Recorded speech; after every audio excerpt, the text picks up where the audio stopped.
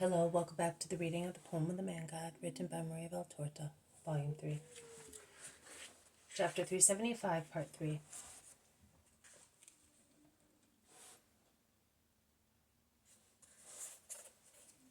The conversation continues. Well, we always wanted to come, but you disappeared. And you could not believe that it was true. It is, in fact, rather difficult to visit an unhappy fellow. No, don't say that. We respected your desire. But now that, is that right, Nicodemus? Yes, Lazarus. Old friends come back. Also to hear your good news and venerate the rabbi. What news have you brought me? Well, the usual things. The world, of course.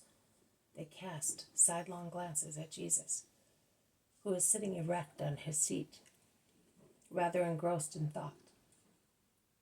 How come you are all together today, when the Sabbath is just over? We had a special meeting. Today?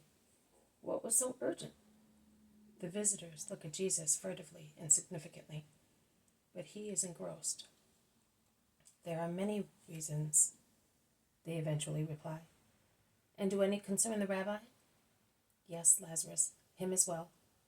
But we also passed judgment on a grave fact while we were all gathered in town for the festivity, explains Joseph of Arimathea. A grave fact? Which? An error of youth. Of course, a nasty discussion because, Rabbi, listen to us. You are among honest people, although we are not your disciples. We are not your enemies. In the house of Ishmael, you told me that I am not far from justice, says Eleazar. That is true. I confirm it.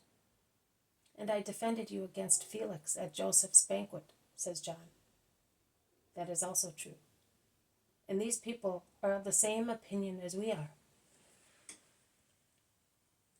Today we were summoned to decide, and we are not happy about the decision, because we were defeated by a majority verdict.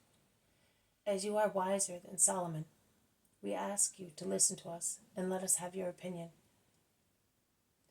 Jesus pierces them with a deep glance. He then says, Speak. Are we sure that no one can hear us? Because it is a dreadful thing, says the man whose name is Judas.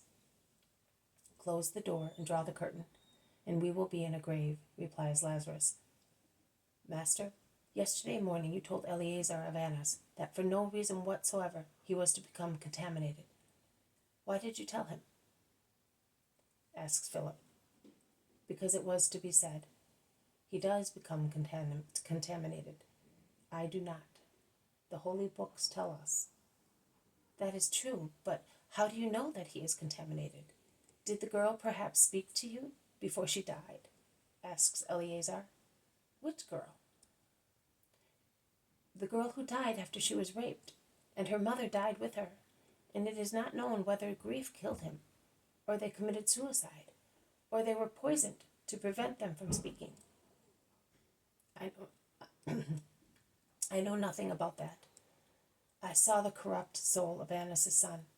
I smelt the stench of him. I spoke. I did not know or see anything else. But what happened? Asks Lazarus with deep concern.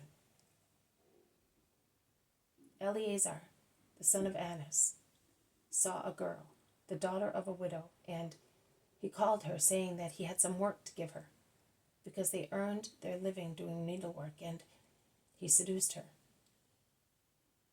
The daughter died 3 days later, and her mother died too.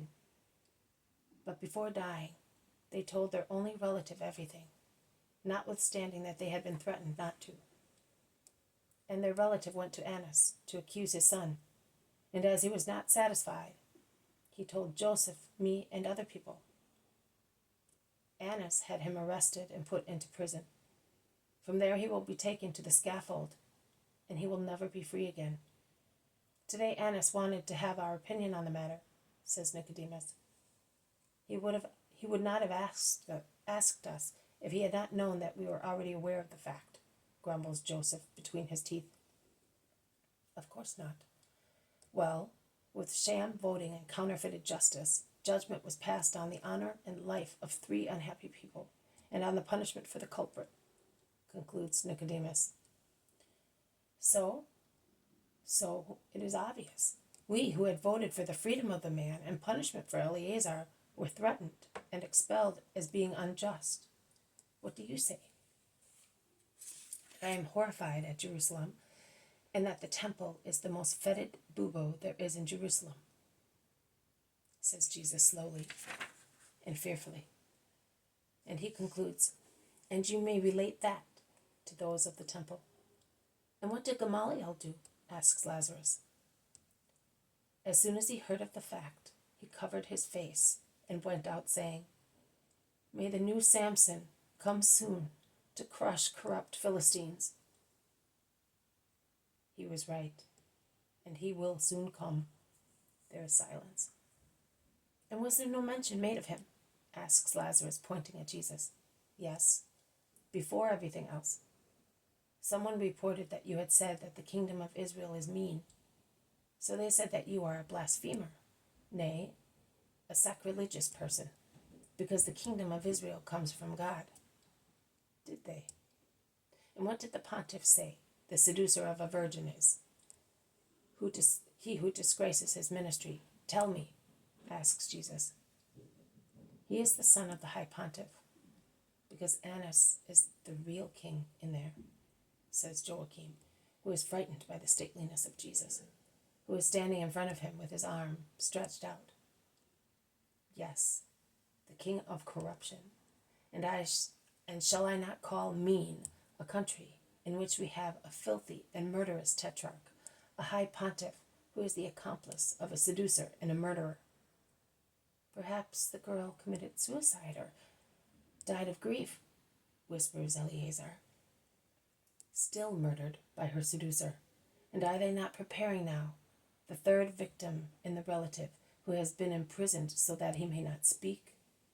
And is the altar not being desecrated by those who approach it with so many crimes? And is justice not being hushed up by enjoining the silence on the 2 rare just members of the Sanhedrin?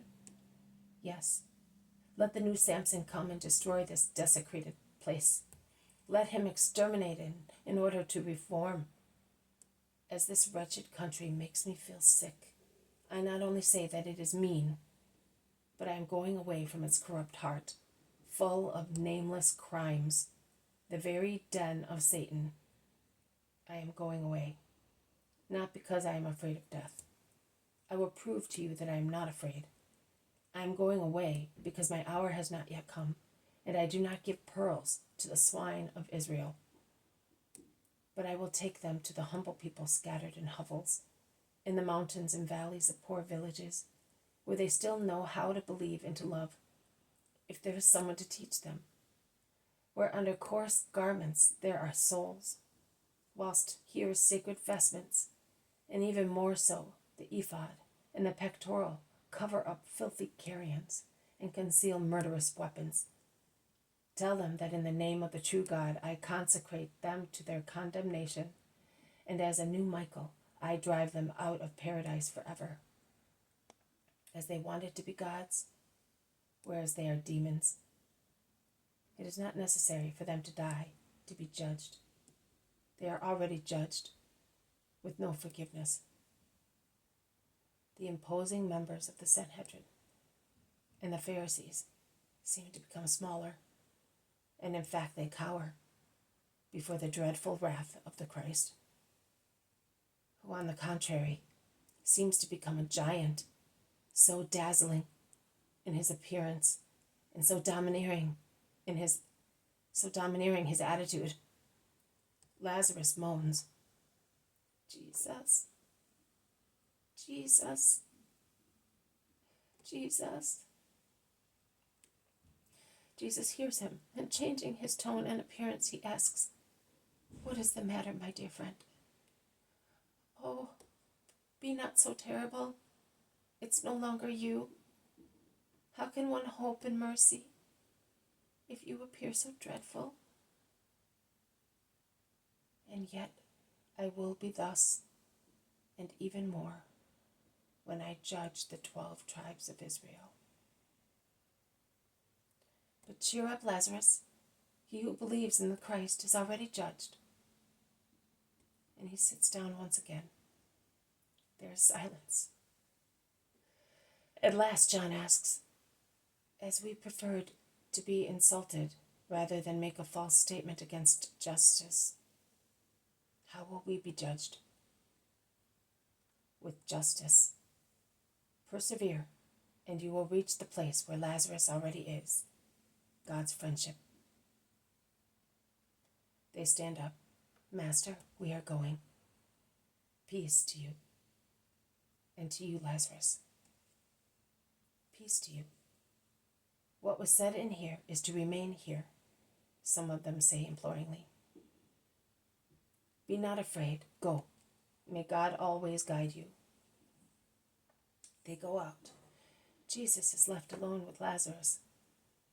After a short while, the latter says, "How horrible." Yes, how horrible.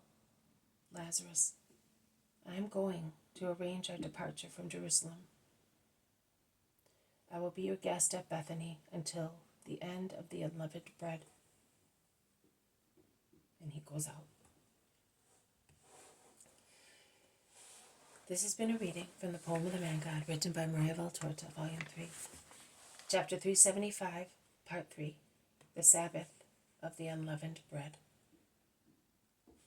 Thank you for listening. I will see you tomorrow.